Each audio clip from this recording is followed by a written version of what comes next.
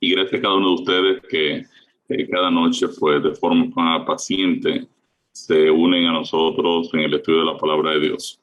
Para nosotros ha sido un gran gozo trabajar en todo este proyecto y participar en el estudio de la palabra de Dios. Siempre que vamos a la Biblia, pues esta nos toca de manera especial y es por eso que yo siempre quiero animar a las personas a testificar, a escoger a alguno que otro discípulo. No tienen que ser muchos. En nuestro caso, pues entramos en esta plataforma emprendedoras y originalmente eran más de 100. Se han quedado pues los más perseverantes. Este, pero como quiera, 50 personas promedio que se nos reúnen, más las personas que nos dan seguimiento por las redes, es un monto pues bastante grande para un grupo. Lo ideal es que los grupos pequeños sean, como bien su nombre lo indica, o células integrales, sean de no mayor de 12 personas, 15 a lo sumo, de manera tal que pueda todo el mundo participar, preguntar. Lástima que el COVID nos tiene a nosotros un poco en la virtualización, pero lo ideal es que los grupos de estudio, sobre todo los procesos discipulados, se hagan de forma presencial. Es mucho más bonito cuando podemos compartir físicamente con los hermanos, con los amigos que están estudiando con nosotros. Y, y es también mucho más divertido, es más agradable verse físicamente, quizás al término de cada reunión, pues tener ahí algún pequeño brindecito de algunas galletitas, un juguito y eso, y compartir un poquito más también en el plano social. Estas limitaciones pues las tenemos por vía de la virtualidad. Sin embargo, uno tiende a conocer a mucha gente. Yo ya conozco muchísimo de ustedes, ¿verdad? Después de tanto tiempo estar aquí noche tras noche presentando la palabra de Dios. Así que como siempre hacemos, vamos a pedir la dirección de nuestro Dios a nivel personal, también para que nos acompañe también a cada uno de ustedes. Querido Padre Celestial, te agradecemos porque tú nos das un día más para hablar de ti, un día más para abrir tu palabra, un día más para deleitarnos en el Evangelio, en las buenas noticias de la salvación. Ayúdanos, oh Dios, a permanecer en Cristo Jesús. La mayor y urgente necesidad es la de conocerte cada día más y cada día más confiar en ti, confiar en tu palabra y desarrollar una comunión íntima contigo. Si hay una prioridad en la vida del ser humano, esa prioridad eres tú, Señor. Ayúdanos a nosotros tener eso claro y que cada día podamos dedicar ese tiempo especial para tener un encuentro contigo. Ahora que vamos a abrir tu palabra, te quiero pedir en el nombre de Jesús que tu Santo Espíritu nos dirija, nos acompañe, que una porción especial de su presencia habite en cada uno de nosotros y que tu palabra pues nos toque, nos confronte de forma tal que nosotros hagamos lo que tenemos que hacer, que es entregar nuestras vidas completamente a ti. Bendice cada hermano que está con nosotros, que ha estado con nosotros en toda esta serie. Bendice cada familia. Te pido de manera especial que tú escuches sus necesidades, que es una necesidad particular. Queremos pedirte, oh Dios, que conforme a tu misericordia, tú las escuches y que tú puedas obrar en la vida de cada uno de nosotros. Gracias, Padre. Estos favores te los presentamos delante de ti en el nombre de Jesús. Amén. Estamos en el contexto de la mayordomía cristiana. Estamos hablando un poco de llamados a administrar el evangelio. Y estamos pues en el contexto de la salvación en tres fases. Vimos ya cómo la Biblia es enfática al declarar que Dios es el dueño de todo lo que existe, es dueño incluso de las personas, de cada uno de nosotros. La Biblia es enfática al decir que todo lo que existe le pertenece al Señor. Hay principios de propiedad, son muchísimos los textos, yo los tengo marcados en mi Biblia digital. Cuando hago el año bíblico me voy encontrando con los textos que aclaran y vuelven a aclarar de que Dios es el dueño. Hay muchísimos textos en la Biblia que dicen que Dios tiene el control. Contrario a lo que muchas personas han planteado, el concepto se llama deísmo. El nombre técnico a esa propuesta deísmo es lo que tiene que ver con el concepto del gran relojero. Muchas personas que son de esta línea piensan que sí, hubo un creador originalmente, un creador como un gran relojero, creó todo, le dio cuerda y entonces que cada quien haga lo que le parezca. La Biblia no va en esa dirección. La Biblia claramente señala que Dios tiene el control. Dios hace todo lo que Él quiere en el cielo y en la tierra. El hecho mismo del Evangelio, el hecho mismo de que Dios enviara a Cristo a morir en nuestro favor, o sea, que el propio Creador se involucrara en nuestra redención, ya es un indicativo de que no fuimos dejados en banda. O sea, Cristo entregó lo más precioso que Él tenía, que era su propia vida, en favor de cada uno de nosotros. Y esto nos indica a nosotros que a la luz del Evangelio, el concepto del relojero no encaja. Vimos también que en esos aspectos de mayordomía, además de ser Dios el dueño y tener el control, también es el que provee en nuestras vidas. Y Dios, dice la Biblia, que va a proveer al justo. Nada le va a faltar a los que le temen. Y Dios es el que sufre todas las cosas. Entonces, en este contexto, Dios como dueño, como la persona que tiene el control de todo lo que existe y quien provee en nuestras vidas, prácticamente el único accionar nuestro es ser mayordomos, ser administradores, ser gerentes. El gerente no es dueño, el gerente administra, el gerente presupuesta, el gerente planifica, desarrolla estrategias, pero no es el dueño.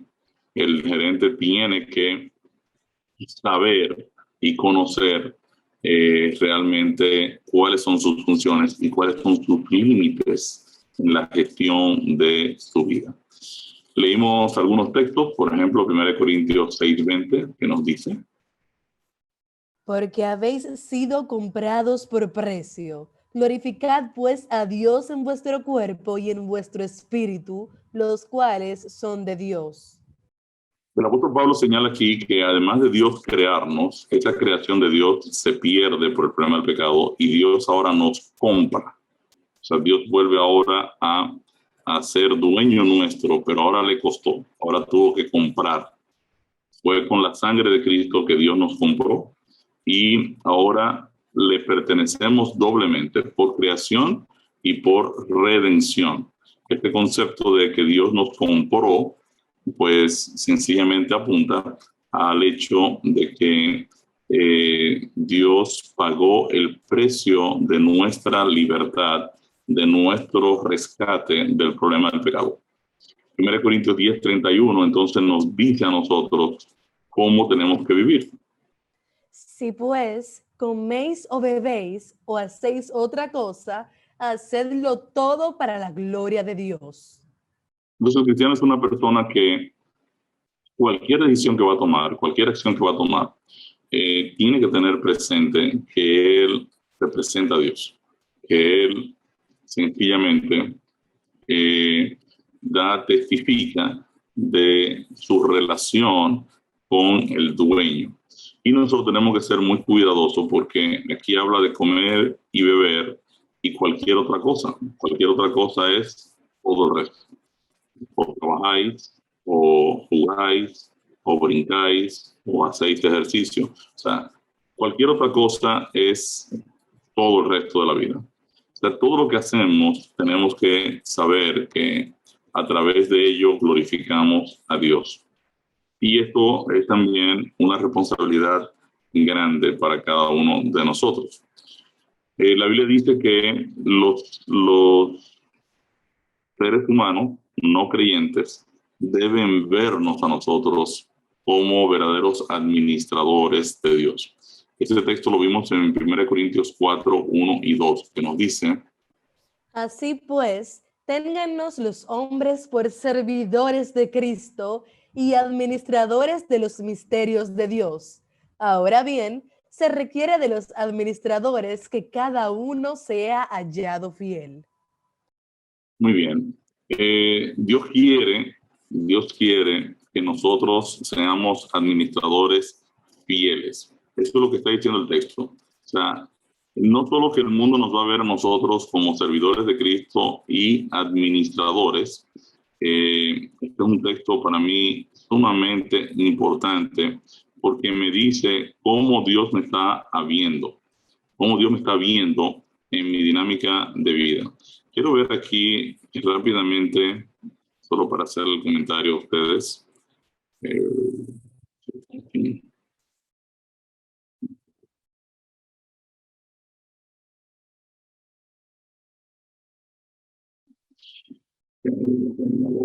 Hasta aquí. Perfecto. A ver aquí, 1 Corintios 4, 1 y 2, para que ustedes vean cómo dice exactamente el original. 1 Corintios 4, el versículo 2. Se requiere, sin embargo, Perdón. Sí, ahora desde el 1 y 2. 1 y 2. Así pues, téngannos los hombres por servidores de Cristo y administradores de los misterios de Dios. Ahora bien, se requiere de los administradores que cada uno sea hallado fiel. Entonces, esta palabra administradores, si usted se fija, es oikónomos. Oikónomos, ¿verdad? El distribuidor de la casa, administrador, supervisor, ¿verdad? El tesorero, administrador, el curador, el mayordomo. O sea, oikónomos es la persona que lleva la ley de la casa. De ahí que viene la palabra economía, viene de esa palabra en griego. Econo viene de oikos, de casa, oikos es casa, y nomos es ley. Quiere decir que Dios quiere que las personas nos vean como gerentes de él, gerentes de Dios, gerentes de su evangelio, gerentes de sus misterios. O sea, Dios está haciéndonos un llamado especial y obviamente lo que se espera de cada oikónomo, de cada gerente o de cada mayordomo es la fidelidad. La fidelidad con Dios, obviamente. O sea, nosotros vamos a representar a Dios porque así nos van a ver las personas, nos van a ver como servidores de Cristo. Y por eso tenemos que pedir la dirección del Espíritu de Dios en cada área de nuestras vidas. Y eso demanda una gran responsabilidad en la vida de cada uno de nosotros. O sea, si bien Dios es el dueño, tiene el control, provee y hace todo esto en favor nuestro, Él espera de parte nuestra, entonces, que seamos administradores fieles. Como administradores fieles, pues nosotros tenemos que tener un objetivo muy claro, que ya lo vimos en Efesios 5:17. Por tanto, no seáis insensatos, sino entendidos de cuál sea la voluntad del Señor. Yo tengo que conocer la voluntad de Dios, tengo que saberlo. O sea, a mí a veces me da gracia porque son muchas las personas que dicen creer en Dios, pero en sus hechos, en realidad, tienen a Dios en un segundo, tercero, cuarto, último plano. O sea, usted dice que usted en realidad ama a Dios, usted va a conocerlo y va también a identificar cuál es la voluntad del Señor. Tiene que saber qué es lo que Dios desea, qué es lo que Dios quiere. Y el texto de 1 Juan 2:17 dice que cuando una persona se enfoca en hacer la voluntad de Dios, tiene garantizada su vida eterna. Miren que dice 1 Juan 2:17.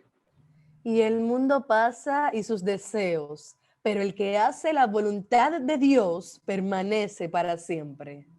Es interesante, o sea, hay una garantía de eternidad de la persona entonces que está decidido a hacer la voluntad de Dios. Ahora, ¿cuál es la voluntad de Dios? ¿Qué es lo que Dios quiere? Esa es la pregunta básica. O sea, yo tengo que saber qué es lo que el dueño de los recursos del universo quiere. Yo tengo que saber qué es lo que el dueño de todo lo que existe quiere. Y entonces moverme en esa dirección. Cuando yo me muevo en la dirección de lo que Dios quiere, entonces yo tengo el aval del dueño dirigiendo mi vida, dirigiendo nuestras vidas. Eh, es muy probable que si usted está haciendo lo que Dios quiere, que usted se enferme poco. O sea, Dios no va a permitir que se enferme una persona que está trabajando para Él en la dirección de lo que Él quiere. De igual manera, no digo que no se va a enfermar una persona justa, el Señor también puede permitir poner un poco de descanso en la vida de una persona que está trabajando para Él, pero en esencia, el Señor va a estar proveyendo en la vida de la persona que está decidido a trabajar en la dirección y en la voluntad de Dios. Y nosotros vimos el texto de 1 Timoteo 2, 3 y 4, que es un texto que yo les recomiendo a todo el mundo que se lo aprendan de memoria, porque este es el único texto en la Biblia que le dice claramente a usted qué es lo que Dios quiere. Vamos a repetirlo acá. Porque esto es bueno y agradable delante de Dios nuestro Salvador, el cual quiere que todos los hombres sean salvos y vengan al conocimiento de la verdad. Eso está bien claro. O sea, yo creo que no hay que ser especialista en teología ni conocer lenguas muertas. Ahí me está diciendo qué es lo que Dios quiere. Dios quiere la salvación de toda la humanidad. Eso es lo que quiere. Él quiere la salvación suya, la de su hijo, la de su hija, la de su esposo, la de su esposa. Dios quiere la salvación de su primo, de la tía Cucha, del abuelo Crulo. O sea, Dios quiere la salvación de todo el mundo. O sea, su objetivo, su claro propósito, su claro deseo es que su evangelio alcance al mundo entero. O sea, no hay otra razón. No hay otra razón de que Dios se va a enfocar en otra cosa que no sea en la salvación de los seres humanos. Por eso, mis queridos, cuando usted vaya a analizar cualquier cosa que le vayan a decir, sea un pastor, sea un líder, sea un amigo, sea una persona que usted considera que es muy comprometida con el cristianismo, cualquier declaración que usted escuche, siempre, oiga bien, siempre usted tiene que compararlo con el propósito de Dios. Por ejemplo, cuando a mí me dicen, bueno, el don de lenguas, para poner un caso, es para que la persona entienda que recibió el Espíritu Santo. Eso no me hace sentido. ¿Por qué no me hace sentido? Porque eso no está unido al hecho de lo que Dios quiere. O sea, me hace más sentido que cuando Dios repartió cuando Dios derramó su Espíritu Santo sobre los primeros discípulos que empezaron a hablar en otras lenguas, el texto dice que las personas, ellos mismos clamaban, wow, y estos que son hebreos, estos que son judíos, ¿cómo es posible que hablen en otras lenguas, partos, elamitas, árabes, griegos, romanos, españoles? O sea, ¿cómo es posible que nosotros podamos entender las maravillas de Dios en nuestros propios idiomas en los que hemos nacido? Entonces, fíjense que el derramamiento del Espíritu Santo, en el caso del don de lenguas, tenía como objetivo lo que Dios quiere, que el evangelio llegue a la gente. En esa ocasión, que había gente de todos los países en Jerusalén, pues obviamente se necesitaba una manifestación especial del Espíritu Santo para lograr lo que Dios quiere, que es que todo el mundo sea salvo. Entonces, cuando alguien me dice a mí que un don, el que sea, es para beneficio de la persona, me está diciendo una cosa que no es bíblica. Ven, cuando a mí alguien me dice, no, lo que pasa es que el pastor es el dueño del dinero. Yo digo, no, pero es que eso no es bíblico. Dios es el dueño de todos los recursos. O sea, nadie es dueño de nada en este planeta. No, pero que él es el dueño de su iglesia, Dios se la dio. No, eso tampoco es cierto. No hay ningún texto en la Biblia que diga eso. No puede hacer lo que él quiera con ese dinero. Tampoco eso es verdad. O sea, lo que entra a la tesorería de la iglesia tiene que estar alineado con lo que Dios quiere, que es la salvación de toda la humanidad. Quiere decir entonces que el administrador fiel, fíjense, Dios espera que seamos administradores fieles. Fue lo que leímos en 1 Corintios 4, 1 y 2. que el administrador fiel va a tener siempre como prioridad número uno que Dios quiere que todos los hombres sean salvos y vengan al conocimiento de la verdad. O sea, cada recurso, cada aporte que podamos recibir en las iglesias, no importa la marca que sea, tiene que tener, no puede salirse de lo que Dios quiere. Y esto nos simplificaría muchísimo la comprensión de la palabra de Dios en todos los ámbitos. Y nos ayudaría muchísimo a evitar también ser engañados. Porque cuando yo entiendo qué es lo que Dios quiere, es muy probable que yo desestime muchas de las cosas que estamos haciendo hoy en día en nombre de Cristo, muchos cristianos. Es muy probable que yo diría, esto que esta gente está haciendo no me luce que conecta con la salvación de las personas. Esto que yo voy a hacer o esto que me están invitando a hacer, no, eso no me hace sentido que va alineado con la salvación de las personas. Entonces, esto nos permite a nosotros tener entonces un discernimiento especial cuando yo sé qué es lo que Dios quiere. Cualquier declaración que alguien me hace, yo primero lo voy a pensar y lo voy a comparar con lo que Dios quiere. Por eso que ustedes ven, y vamos a verlo aquí rápidamente, para que ustedes vean la coherencia de la palabra de Dios. En Efesios 6, pero que del 8 en adelante, no, ese del 8, no, del 10 en adelante, perdón. Vamos a leer este texto para que ustedes vean algo interesante. Génesis, vamos a leerlo del 10 en adelante, yo te digo dónde terminamos. Por lo demás, hermanos míos, fortaleceos en el Señor y en el poder de su fuerza. Vestíos de toda la armadura de Dios para que podáis estar firmes contra las acechanzas del diablo.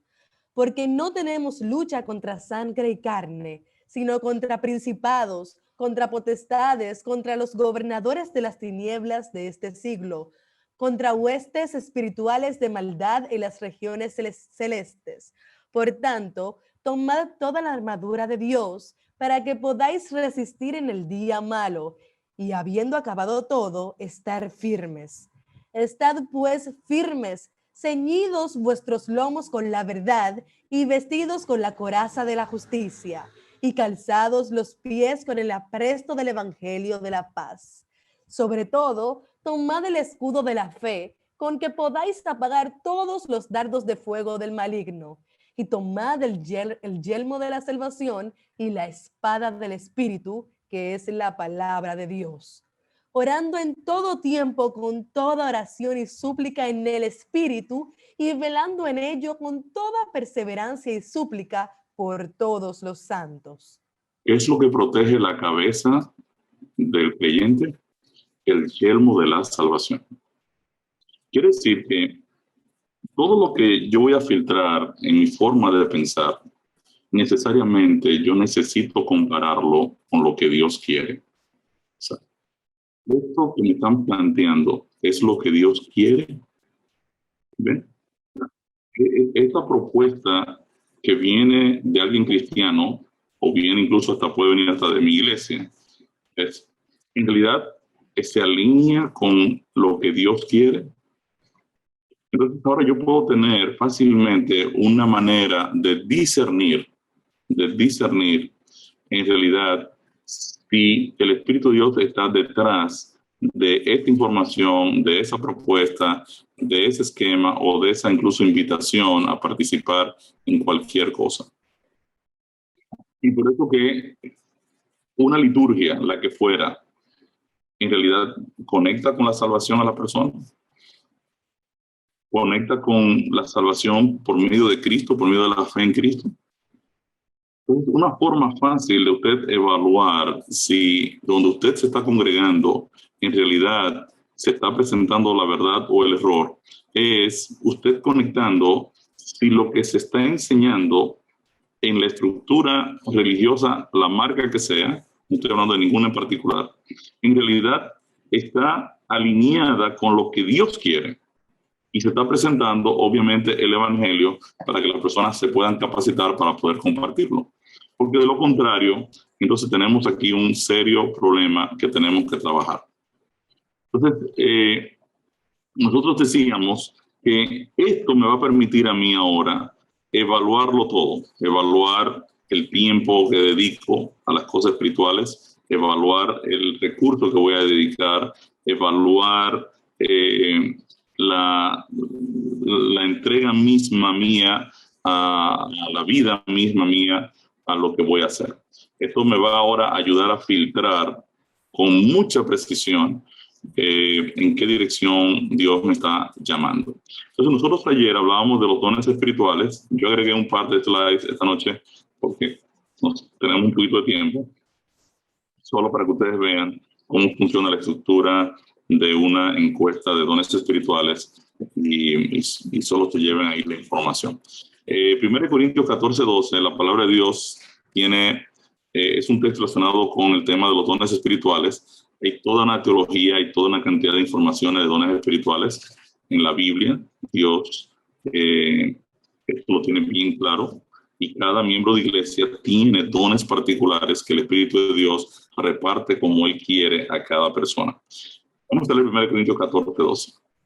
Así también vosotros, pues que anheláis dones espirituales, procurad abundar en ellos para edificación de la iglesia. Es interesante. Los dones espirituales no son para edificación del creyente, son para edificación de la iglesia. En otras palabras, para crecimiento de la iglesia, para que cada vez más personas conozcan el plan de salvación y de igual manera puedan compartir el evangelio. Ayer hablábamos de algunos dones que los mencionamos, de la música, creatividad artística, trabajo manual, generosidad, hospitalidad, conocimiento, misericordia, organización, sabiduría, pobreza voluntaria. Por ejemplo, el de la música, este don permite utilizar su voz en cánticos o tocar un instrumento musical para la gloria de Dios y la edificación de los demás. Posibles tareas, dirección de adoración, director de coros, instrumentalistas, grupo de alabanza, planificación de cultos de alabanza. Quiere decir que cuando yo identifico un don particular que el Señor me ha dado, yo puedo también identificar un trabajo en la iglesia, un ministerio en el cual yo me voy a involucrar.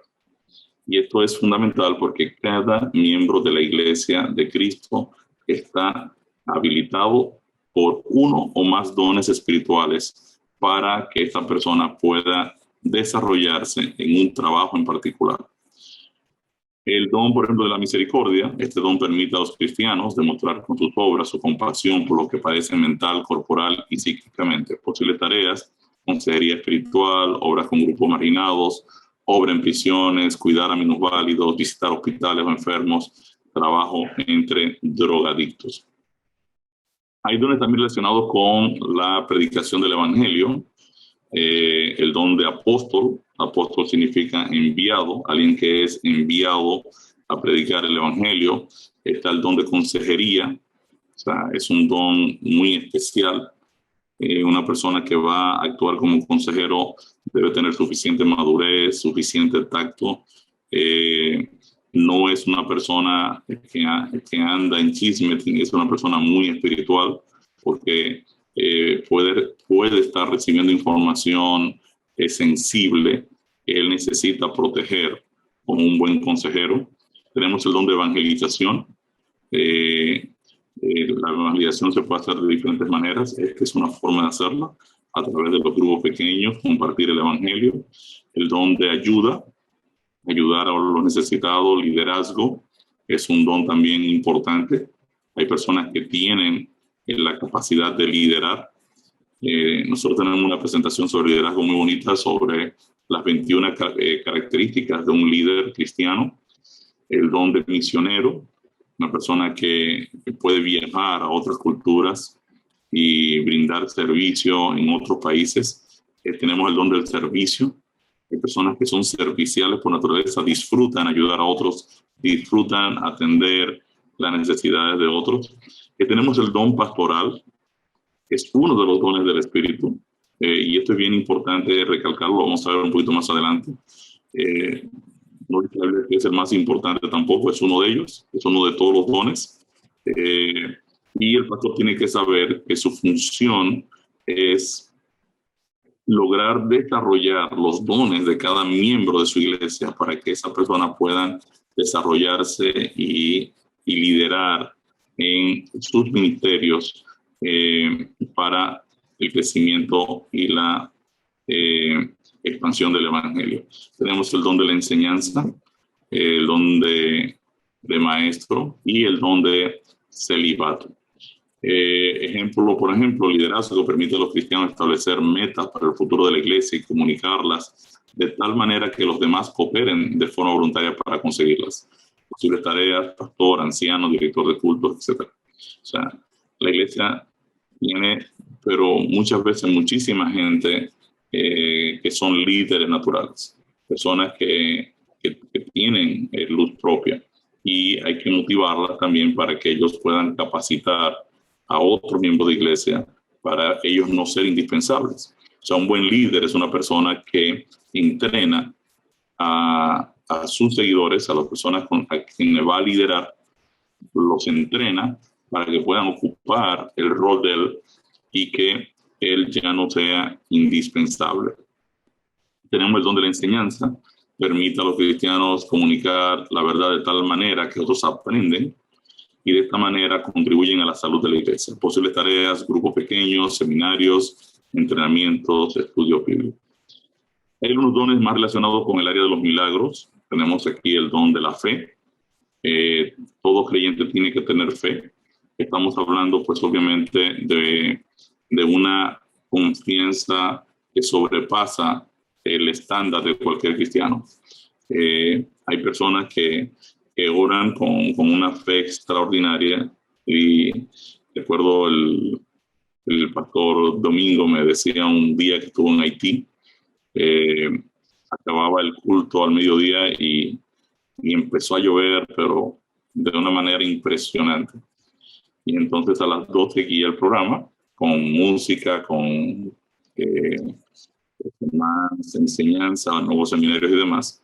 Entonces un hermano dice, no, pero vamos a resolver eso. ¿Y cómo lo resolvemos? Vamos a orar. Y entonces convocó ahí mismo una reunión de oración y oró. Dijo, Señor, tú sabes que a las 2 vamos a venir todos para acá, necesitamos que no llueva.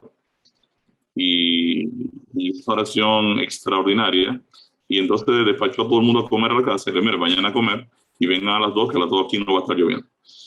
Y el pastor me dice que es una cosa impresionante, Ricardo, pero a las 2 de la tarde todo el pedazo de la iglesia estaba seco y uno podía ver más adelante por allá la lluvia cayendo y esta zona quedó seca para que la gente viniera.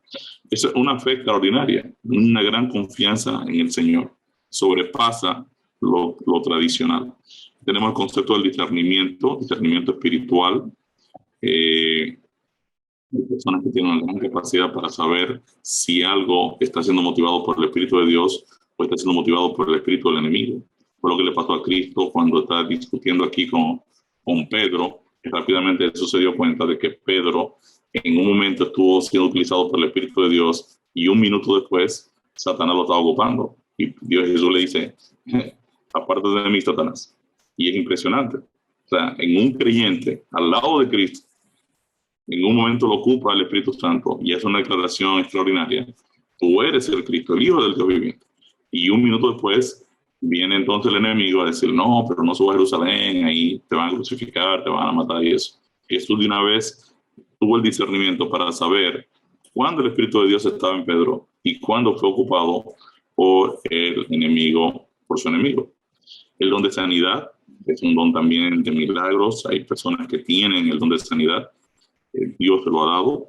El don de liberación, el don de interpretación de otros idiomas, el don de hacer milagros, el don de la oración, el don de profecía, el don del sufrimiento. Hay personas que tienen esa capacidad de soportar, pues, situaciones muy difíciles. Y finalmente el don de lenguas. Ejemplo del don de la oración permite a los cristianos orar durante largo periodo de tiempo para pedir por algo muy concreto y recibir en mucha mayor medida que otros creyentes respuestas a sus oraciones. Posibles tareas, equipo de oración, cadenas de oración. El don de profecía permite a los cristianos recibir mediante el Espíritu Santo un mensaje de Dios y comunicar a los demás posibles tareas, equipo de oración, equipo de administración. Entonces, los dones espirituales están relacionados a los ministerios de la iglesia y cada creyente deberá identificar sus dones espirituales y escoger un ministerio en el cual utilizará el don o los dones con los cuales el Espíritu de Dios lo ha ungido. Hay un programa muy bonito que se llama Los 3 colores del ministerio. Nosotros de aquí tomamos las encuestas para nuestras iglesias. Este es un programa del Ministerio de Desarrollo Natural de Iglesia. Y este es un excelente programa para trabajar los dones espirituales. Por ejemplo, estos fueron los slides que les añadí. Preguntas que pueden venir: disfruto desarrollando planes detallados para llevar a cabo ciertos objetivos. O yo disfruto integrándome en otras culturas y adaptándome a su forma de vida. Yo voy marcando con 4 puntos, con 2, y yo lo disfruto muchísimo, o no lo disfruto tanto. Otra pregunta es: me gustaría más que hasta ahora hacer tal o cual cosa. O he tenido la experiencia de hacer esto o hacer lo otro. O la siguiente declaración me caracteriza. O me resulta, ¿verdad? Me resulta muy fácil o muy difícil desarrollar tal o cual cosa. Estoy dispuesto, o sea, con muchísimo gusto estoy dispuesto a hacer tal o cual. Entonces, estas son preguntas que me permiten, ¿verdad? Uno va poniéndole los valores. Y también, esta es la encuesta que se le da a un amigo. En realidad son 2 amigos que tienen que llenarla. Es la misma encuesta. Me podría imaginar que o sea, podría imaginar muy bien que Edgar Pérez disfrutaría ocupándose en los detalles organizativos de ciertas tareas. O sea, yo me imagino que Marlene disfruta ocuparse de detalles de organización de cualquier cosa. Entonces, yo estoy llenando la encuesta de Marlene y ahora yo comienzo a ponerle puntos a cómo yo veo a Marlene, ¿ves? Y cómo yo entiendo que naturalmente ella funciona en tales o cuales zonas. Una vez tomamos llenamos las encuestas, tanto la persona llena su encuesta como sus amigos llenan sus encuestas.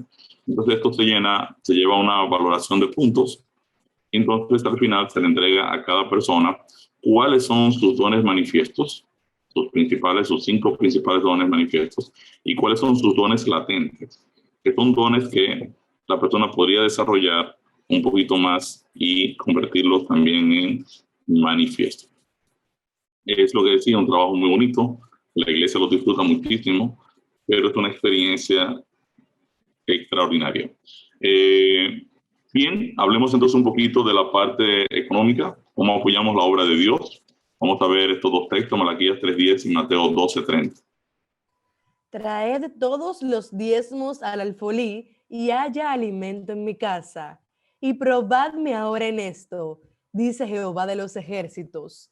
Si no, os abriré las ventanas de los cielos y derramaré sobre vosotros bendición hasta que sobreabunde. Bien. En Malaquías 3, del 8 en adelante, habla de los diezmos y las ofrendas. Incluso el Señor es muy enfático al decir que podríamos estarles robando si no devolvemos los diezmos y las ofrendas.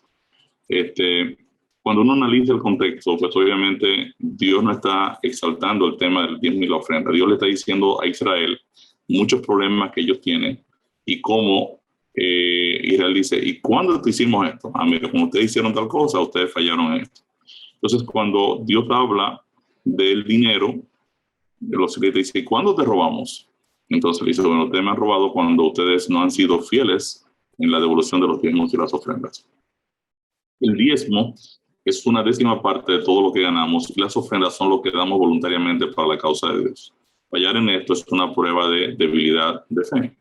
Cuando en los tiempos de Malaquías los judíos fallaron en pagar los diezmos y las ofrendas, esta omisión fue una indicación de que habían dado la espalda a Dios. Si nosotros leemos Malaquías 3, 6 al 7, vamos a leer ese texto. Búscalo aquí, Malaquías 3, 6 y 7. Porque yo Jehová no cambio. Por esto, hijos de Jacob, no habéis sido consumidos. Desde los días de vuestros padres os habéis apartado de mis leyes y no las guardasteis. Volveos a mí y yo me volveré a vosotros, ha dicho Jehová de los ejércitos. Mas dijisteis, ¿en qué hemos de volvernos? Ven, Dios está molesto con Israel. O sea, los tipos se han apartado, se han dado la vuelta, están haciendo lo que les parece. No quieren ni siquiera guardar los mandamientos de Dios. Entonces, ahora Dios le dice a ustedes, tienen que devolverse, tienen que arrepentirse. De hecho, la palabra devolver, regresar, es arrepentimiento, tanto en hebreo como en griego. Regresar, retornar, dar la vuelta. Entonces ellos dicen, pero ¿y en qué nosotros tenemos que devolvernos? ¿En qué tenemos que regresar a ti? O sea, ¿en qué te estamos fallando? Entonces ahora Dios pregunta, ¿robará el hombre de Dios? Pues ustedes me han robado. Y entonces ahora ustedes dicen, ¿en qué te hemos robado? Y ahora Dios les responde, en los diezmos y las ofrendas. Y ahora dice, maldito soy con maldición porque ustedes, la nación toda, me han robado. Entonces aquí el problema no es el diezmo y la ofrenda. Aquí el problema es que Israel se dio la vuelta. ¿Ven? O sea, y esto es una cosa bien importante cuando uno comprende el evangelio. Cuando Jesús dice, si ustedes me aman, van a guardar mis mandamientos. Y el tema no son los mandamientos, aquí el tema es el amor. O sea, Jesús está diciendo, el problema es que ustedes no obedecen los mandamientos, es que simplemente ustedes no me aman. O sea, yo no estoy diciendo esto para que ustedes guarden los mandamientos, estoy diciendo esto para que ustedes me amen. Como ustedes me aman, ustedes van a guardar los mandamientos. O sea, muchas veces entendemos el texto mal, pero en esencia lo que le quiero decir es que por eso cuando hablamos de la gracia y la obediencia, la gracia viene primero. O sea, el reflejo de que yo amo a Dios, entonces es que yo voy a guardar sus mandamientos. O sea, hay un prerequisito para la obediencia que es el amor. Porque el principio de la ley es el amor. Y esto es básico. O sea, y por eso yo le digo a ustedes que la Biblia es bien coherente. Si usted se va, por ejemplo, a Romanos 13, 9, ¿verdad? 13, 9, por ejemplo. Dice aquí, Porque no adulterarás, no matarás, no hurtarás, no dirás falso testimonio, no codiciarás, y cualquier otro mandamiento en esta sentencia se resume: amarás a tu prójimo como a ti mismo. El amor no hace mal al prójimo, así que el cumplimiento de la ley es el amor. cuando tú dices, si ustedes me aman, no van a guardar mi mandamiento porque es que la ley es el amor. O sea, la ley está estructurada sobre la base del amor a Dios y el amor al prójimo. Entonces, por eso es que a veces me preocupa muchísimo cuando yo veo hermanos cristianos que están rechazando el tema de la ley de Dios, más que nada por el tema del sábado. Vamos a ser bien claros. O sea, el asunto es cómo yo me brinco el sábado. Porque a nadie en su sano juicio se le ocurre decir que no amar a Dios o tener otro Dios delante de Dios, yo lo puedo tener en este tiempo, en el Nuevo Testamento. O porque ya estoy bajo la gracia, yo puedo darme el lujo de no tomar el nombre de Dios a la ligera, o de sencillamente hacer mi imagen y ser ídolos. O sea, o que puedo cometer adulterio, que puedo mentir, o que puedo engañar, o que puedo matar. O sea, el problema no son los 9 mandamientos, el problema es el cuarto. O sea, tenemos un problema con el cuarto y entonces decimos, mire, ya no estamos bajo la ley, entonces eso se fue. El problema aquí, de igual manera, no es el diezmo y la ofrenda. El problema aquí es el amor. El problema es que tú te fuiste, ya has alejado, y yo te estoy demostrando cómo con tus hechos, ¿verdad? Te estoy demostrando que en realidad tú no estás conmigo. Por eso es bueno entender siempre el contexto. Entonces, cuando hemos conocido el Evangelio, nos sentiremos llamados a apoyarlo con todos los recursos que Dios nos ha dado. Ahora ya yo sé qué es lo que Dios quiere. Dios quiere que el Evangelio alcance al mundo entero. Ahora ya yo tengo un norte, pero un norte de vida, un norte en mis finanzas, un norte en el tiempo que voy a dedicar a cualquier cosa. Ya yo sé que cuando yo me mueva en la dirección de la salvación de la gente, yo estoy agradando a Dios porque estoy haciendo lo que Dios quiere. Para diezmar y ofrendar, así como para compartir mi tiempo, yo debo asegurarme que no estoy financiando o apoyando el error. Y esto es básico. O sea, muchas personas sinceras están apoyando hoy ministerios que no enseñan el evangelio verdadero. Y lamentablemente estas personas se están dedicando tiempo, dones, talentos y recursos para sostener el error. O sea, es nuestra responsabilidad conocer la verdad y luego identificar la iglesia que enseña esta verdad y unirnos a esta. O sea, apoyar el error provocará hacer crecer la obra del enemigo de Dios. Eso es básico, eso es elemental. Entonces, por eso es que Jesús en Mateo 12:30 nos advirtió de que muchos actuarían contrario al deseo de Cristo. Miren que dice Mateo 12:30. El que no es conmigo, contra mí es, y el que conmigo no recoge, desparrama. Entonces, si la iglesia que yo visito no está enseñando la verdad, como administrador fiel, yo debo llamar su atención a esa iglesia y procurar el cambio a la verdad o salir de este en caso de no ser escuchado. O sea, por eso es importantísimo que usted era parte de la armadura del cristiano. Fíjese que el cristiano en la armadura se pone, ¿verdad? Se viste, se cubre su lomo, ¿verdad? Está cubierto con la verdad. O sea, yo tengo que estar ceñido con la verdad de Dios y revestido de la justicia de Cristo. O sea, yo tengo que ser justificado, yo tengo que conocer el concepto de la justificación. Debo ponerme en los pies el evangelio, o sea, tengo que mover el evangelio.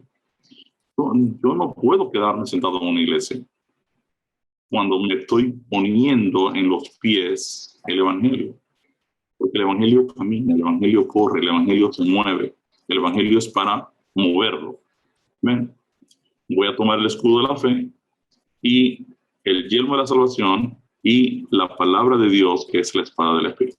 Entonces, es importante que yo entienda que cuando yo estoy compartiendo no solo el tema del dinero, mi tiempo en cualquier ministerio, en cualquier iglesia, lo primero que yo tengo que hacer es la tarea de conocer la verdad,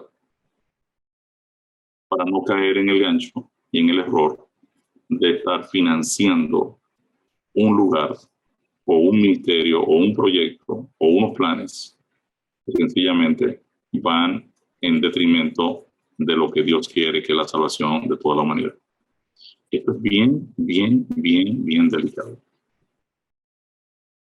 Es que somos culpables cuando no somos fieles y salimos del texto, pues somos culpables de robo. Un mayordomo siempre comprometerá sus posesiones con el llamado del dueño. De no ser así, será acusado de robo. El cliente fiel siempre colocará al Señor en el centro de su administración y apoyará la visión de Dios en cada área de su mayordomía. ¿De qué debiera cada administrador cuidarse? Vamos a leer Mateo 6:24. Ninguno puede servir a dos señores, porque o aborrecerá al uno y amará al otro, o estimará al uno y menospreciará al otro. No podéis servir a Dios y a las riquezas. Eso está bien claro. Aquí el texto original dice, no, ustedes no pueden servir a Dios y a Mamón. Mamón era el dios de el dinero, de la riqueza. O sea, ustedes no pueden pensar que ustedes van a estar en dos lugares al mismo tiempo. O estás comprometido con Dios, o estás comprometido con el dinero. Pero no puedes tener las dos deidades. O sea, tú no puedes servir a los dos. Entonces, es importante que yo entienda que si Dios es el dueño, entonces Dios es el dueño de todo lo que existe. También la Biblia dice que Dios es quien da el poder para hacer las riquezas. Te da la capacidad, te da el don. De hecho, te da la vida y te la sostiene. Cada administrador deberá cuidarse de no hacer del dinero un Dios y al mismo tiempo tratar de ser fiel a Cristo. Ser cristiano es depender de Dios y hacer de Él nuestra prioridad. ¿De quién debemos los cristianos depender totalmente para cada una de nuestras necesidades? Este es un texto que todo el mundo lo conoce. Miren cómo dice. Mas buscad primeramente el reino de Dios y su justicia, y todas estas cosas os serán añadidas. Que yo debo buscar primeramente el reino de Dios. Que tenemos necesidades de salud, que tenemos necesidades económicas, sí. Todo esto va a pasar. Porque usted no es de este planeta. Usted es un embajador del reino de los cielos. Usted está aquí pasando un poco de penuria, pero este no es su país. Este no es su ciudadanía. Este no es su territorio. Aquí vamos a tener sufrimiento, vamos a tener situaciones difíciles, vamos a tener situaciones incluso que no la entendemos. La Biblia me dice, mira, deja eso en la mano del Señor. sea, deja todos esos problemas en la mano del Señor. Hay un texto muy lindo que lo dice el apóstol Pedro, que dice, coloca todas tus cargas sobre Él, sobre Dios, porque Él tiene cuidado de ti. O sea, Dios se ha comprometido a ser el proveedor de nuestras vidas. Dios se ha comprometido a tomar el control de nuestras vidas y dirigirlas. Usted puede leer Mateo 6, 25, 34. Aquí Jesús enseña a los seguidores que la conversión nos sitúa en las manos de Dios quien nos provee. Esto no significa el no trabajar por nuestra vida, sino que nuestra confianza para subsistir está en Dios quien suple todas nuestras necesidades. Así como luego de ser bautizados en el Mar Rojo, Dios se comprometió con el maná que caía de domingo a viernes. De igual manera, Dios se compromete con cada creyente a proveerlo de sus necesidades. Y esto lo vimos ya en los principios de provisión. ¿Cuál es la raíz de todos los males de acuerdo a la Biblia? Porque raíz de todos los males es el amor al dinero, el cual codiciando algunos se extraviaron de la fe y fueron traspasados de muchos dolores. El amor al dinero. No es que ser rico es malo, eso no es lo que dice el texto. O sea, tener muchas posesiones, tener muchos bienes que Dios lo ha colocado en nuestras manos, eso no es un pecado. Él es el dueño. Ahora, cuando yo me apego de tal manera que ahora los bienes materiales ocupan el lugar de supremacía que debe tener el Señor en mi vida, entonces ya ahí comenzamos a tener cierto problema y hay una competencia entre los bienes materiales y nuestro Dios. Entonces no es un pecado poseer dinero o incluso ser rico, sin embargo, debemos evitar que el dinero se convierta en nuestro Dios. El dinero es el ingrediente que activa este mundo. Como ciudadanos del cielo debemos evitar que el dinero sea nuestro Dios. Como el apóstol Pablo, debemos aprender a estar contentos en cualquier condición en que nos encontremos. Filipenses 4, 11 al 13 es un texto muy bonito del apóstol Pablo. Vamos a repasarlo porque pienso que el apóstol Pablo aquí nos dice más o menos cómo funciona el asunto. No lo digo porque tenga escasez, pues he aprendido a contentarme, cualquiera que sea mi situación. Sé vivir humildemente y sé tener abundancia. En todo y por todo estoy enseñado, así para estar saciado como para tener hambre, así para tener abundancia como para padecer necesidad. Todo lo puedo en Cristo que me fortalece. Fíjense que el apóstol Pablo aprendió el principio fundamental. O sea, no importa la condición, yo he aprendido a estar contento. El contentamiento es algo que se aprende. Aprender a estar contento aún en medio de las dificultades. Yo debo poder aprenderlo. El apóstol Pablo está escribiendo esto desde una cárcel romana, con ratones pasándole por los pies, el lodo, la mazmorra, todo aquello era un desastre. Y el apóstol Pablo decía, yo he aprendido a estar contento. O sea, que cualquiera sea mi situación. Sé vivir humildemente, sé tener abundancia, he sido enseñado en todo, pero al final yo todo lo puedo en Cristo que me fortalece. Pienso que esta es una declaración que marca el sentir del apóstol y debe marcar el sentir de cada uno de nosotros. O sea, al final, lo básico, lo principal es nuestra salvación eterna. ¿Cómo deberíamos nosotros vivir dado que le pertenecemos a Dios? Pues si vivimos, para el Señor vivimos, y si morimos, para el Señor morimos. Así pues, sea que vivamos o que muramos, del Señor somos. Nunca debemos olvidar que somos propiedad de Dios, vivos o muertos, le pertenecemos a Dios. Como cristianos consideramos que todo lo que somos y tenemos es de Dios, nuestro cuerpo, nuestros recursos, nuestro tiempo y todas las habilidades que Dios nos ha dado. Como fieles mayordomos nos unimos a Pablo en declarar, para mí el vivir es Cristo. Según 2 Corintios 12:15, ¿qué actitud tuvo el apóstol Pablo en este sentido?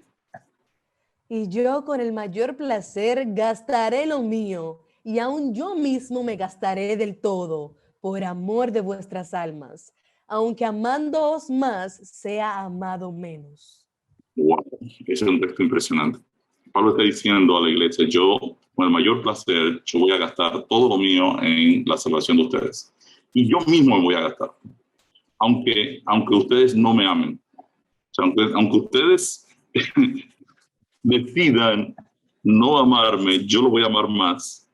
Y por amor de vuestras almas, yo voy a gastarme por entero. O sea, esto se llama para mí, mis queridos, compromiso. Y yo creo que esto nos está faltando a todos los cristianos en este tiempo.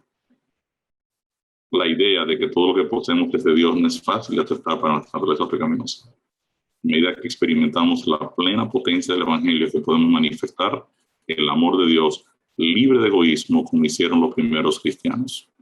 ¿Cuál es el llamado de Dios a nosotros hoy? Vamos a leer 1 Timoteo 6, 17 al 19. A los ricos de este siglo manda que no sean altivos, ni pongan la esperanza en las riquezas, las cuales son inciertas, sino en el Dios vivo, que nos da todas las cosas en abundancia para que las disfrutemos, que hagan bien, que sean ricos en buenas obras, dadivosos, generosos, atesorando para sí buen fundamento para lo porvenir, que echen mano de la vida eterna. Nuestro llamado hoy es disponer los recursos que el Señor nos ha dado a disposición del Evangelio y echar mano de la vida eterna. Fíjense, el texto dice, Dios nos da todas las cosas en abundancia para que las disfrutemos. O sea, no es que usted va a vivir ahora debajo del puente, teniendo los recursos, y entonces dice, bueno, yo se lo voy a entregar todo al Señor. No, eso no es lo que dice el texto. Pero el texto dice, no, las personas que Dios los ha prosperado, no sean altivos, no pongan las esperanzas en las riquezas. Son inciertas. O sea, disfruta lo que Dios te está dando. O sea, si Dios te dio la oportunidad de comprar un carro cómodo, bueno, pues entonces utilízalo. Si Dios te está dando una posición económica razonable, pues trabaja con la gente con la que tú te relacionas. O sea, Dios te está colocando en ese medio para que tú alcances a personas de ese nivel. Yo estoy convencido de que Dios tiene personas, o sea, si Dios quiere ganar a los senadores del país, va a poner un creyente en la posición del Senado para que le predique el evangelio a sus compañeros.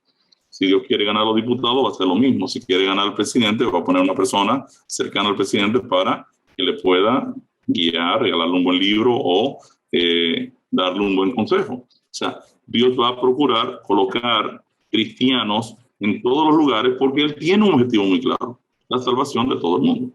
Entonces, el objetivo aquí es que nosotros entendamos que somos un recurso de Dios, donde Dios va a colocar tiempo, vida, dinero, talentos y demás. ¿Para qué? Para que hagamos bien, para que compartamos el plan de salvación, para que seamos generosos, dadivosos y que al final cada uno de nosotros eche mano de la vida eterna. Al final todo se reduce a Él. Garantiza la vida eterna. Y eso es lo que Dios ha estado ofertando a través del Evangelio. Eternidad con Él. Nuestro llamado hoy es disponer los recursos que el Señor nos ha dado, ponerlos a disposición del Evangelio, echar mano de la vida eterna. Porque el amor al dinero es la gran tentación a la que todos nos enfrentamos. Satanás se aprovecha de esto para destruir nuestra confianza en Cristo. La incuestionable fe en Dios es, por lo tanto, la dura batalla que todos tenemos que luchar. Con el poder del Espíritu de Dios podemos llegar a ser fieles mayordomos del Señor. Al depositar toda nuestra confianza en su dirección, nuestra mayordomía será de bendición y contribuirá a la expansión del Evangelio, que es la visión de nuestro Dios. Mi respuesta al tema: como cristianos, todo lo que tenemos y todo lo que somos pertenece a Dios. Él nos ha hecho sus mayordomos en la tierra, al confiarnos el tiempo, las habilidades, la salud, los recursos, las posesiones y el Evangelio. ¿Es tu propósito ser un mayordomo fiel? En resumen, ¿qué hemos aprendido hoy? Hoy aprendimos que Dios es el dueño de todo lo que existe, controla su creación y provee en nuestras vidas. También aprendimos que le dio al hombre autoridad para señorear o administrar su creación. Como administradores debemos conocer la voluntad del dueño, la voluntad de Dios, y actuar conforme a esto. Aprendimos que la voluntad de Dios está claramente expuesta en su palabra. Dios quiere que todos los hombres sean salvos y tengan el conocimiento de la verdad. Voy a concluir nuestro estudio del Evangelio. Tenemos una clara comprensión del compromiso que Dios demanda de cada uno de nosotros como administradores o mayordomos de los recursos que Él nos ha confiado. Al haber conocido la verdad del Evangelio y lo bien comunicado que está en la Biblia, tenemos el llamado de combatir el error con la espada del Espíritu, que es la palabra de Dios. Por todos los medios debemos procurar no poner a disposición del enemigo de Dios, de sus iglesias e instituciones, aquellos bienes, dones y talentos que Dios nos ha responsabilizado para administrar. Cuide de no poner, de no apoyar al enemigo de Dios. Animamos a cada estudiante del Plan de Dios Su Mayor Regalo a compartir el Evangelio de Salvación con cada amigo, vecino o relacionado y dedicar su vida a permanecer bajo la dirección del Espíritu de Dios, comunicando la verdad de la salvación. Así que nosotros aquí hoy estamos concluyendo todo el programa del manual de el Plan de Dios Su Mayor Regalo. Tenemos 2 presentaciones que hicimos de cierre, que son una síntesis de cómo el Evangelio evolucionó a través de la historia. Mañana vamos a tocar una de ellas y luego vamos a hablar de el sacerdocio de todos los creyentes, cómo funciona o funcionó la estructura de la iglesia en cuanto a la testificación a través de todo el tiempo. Y esto podríamos estar terminando ya la semana que viene. Así que